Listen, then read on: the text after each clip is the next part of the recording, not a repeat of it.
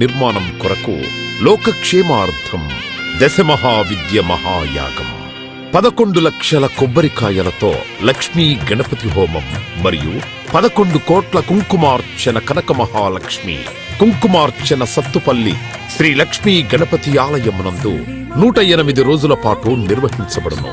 ఈ కార్యక్రమంలో భక్తులందరూ పాల్గొని తీర్థ ప్రసాదములు స్వీకరించి భగవత్ కృపకు పాత్రులు కాగలరని మనవి. స్వర్ణ దేవాలయ నిర్మాణము మహాసంకల్పం, సాహసోపేతమైన నిర్ణయం. ఇది అమ్మ నిర్ణయం. ఇది దైవ సంకల్పం, భక్తుల శిష్యకోటి సంకల్పం.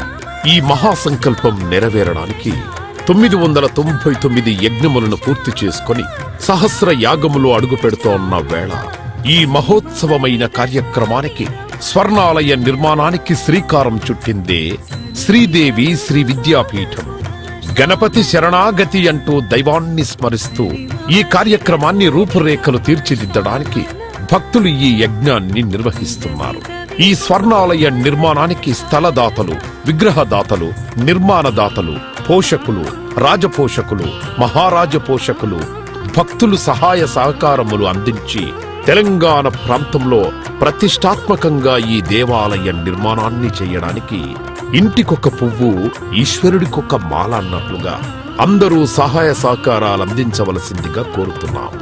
ఈ ఆలయ నిర్మాణం వల్ల దశమహావిద్య ఆలయములు, స్వర్ణాలయము మన తెలుగు ప్రాంతంలో యావత్ ప్రపంచంలో మొట్టమొదటి ఆలయముగా చరిత్రలో సువర్ణాక్షరాలతో లిఖించబడే సువర్ణ అవకాశమిది. అంతేకాకుండా దశమహావిద్య ఆలయ నిర్మాణం ద్వారా ఎవరెవరికి ఎలాంటి విద్యతో ఏ అవసరం వచ్చినా ఆ విద్యా సంబంధమైన దేవతలను ఏకకాలంలో అర్చించి సేవించి దర్శించి అమ్మ కృపకు పాత్రులవ్వడానికి ఈ ఆలయం ఎంతో మార్గదర్శకంగా ఉంటుంది అనడంలో ఎటువంటి అతిశయోక్తి లేదు. అలాగే ఎలాంటి ఆర్థిక సమస్యలైనా, ఎటువంటి సమస్యలైనా పరిష్కారమవుతాయి అమ్మ కృప వల్ల. కలిపురుషుడి యొక్క ప్రభావం చేత కలియుగంలో ప్రకృతి వైపరీత్యములు, ప్రకృతిలో అనేక రకాల గ్రహగతుల చేత మానవుడి జీవితం ప్రశాంతం లేకుండా జీవితాన్ని గడుపుతూ దినదిన గండం 100 ఏళ్ల ఆయుష్ అన్నట్లుగా ప్రతిక్షణం మనసు ప్రశాంతత లేకుండా కలి ప్రభావం చేత ఎటువంటి పూజలు, ఎటువంటి యజ్ఞాలు, ఎటువంటి సాధనలు చేసినా కూడా సరైన ఫలితాలు లేక అంధకారంలో కొట్టుమిట్టాడుతున్నట్టుగా, అన్ని ఉన్నా ఏదో కోల్పోయినట్లుగా జీవితానికి సుఖం లేకుండా కాలము గడుపుతున్న జీవకోటికి కామకోటి పరమాచార్యుల యొక్క, జగద్గురువుల యొక్క, అస్మద్గురువర్యుల యొక్క ఎన్నో కోట్ల తపశ్శక్తిని ధారాదత్తం చేసి ఈ ఆలయ నిర్మాణం చెయ్యడానికి మహాసంకల్పం చేసినాము. పూర్వజన్మలో దాన ధర్మాలు చేయడం వల్ల ఈ జన్మలో దాన ధర్మాలు చేసే శక్తి మనకు లభించింది. అటువంటి శక్తి కలిగి ఉండి కూడా దాన ధర్మములు చెయ్యకపోతే ఈ జన్మకు చరితార్థం లేదు. మనవంతు దాన ధర్మాలు చేస్తే, ఎటువంటి దాన ధర్మాలు చేస్తే అత్యంత ఉత్కృష్టమైన పుణ్య ఫలితం లభిస్తుందో అటువంటి పుణ్య ఫలితం లభించే అవకాశం ఈ స్వర్ణ దేవాలయ నిర్మాణంలో భాగస్వాములవ్వటం.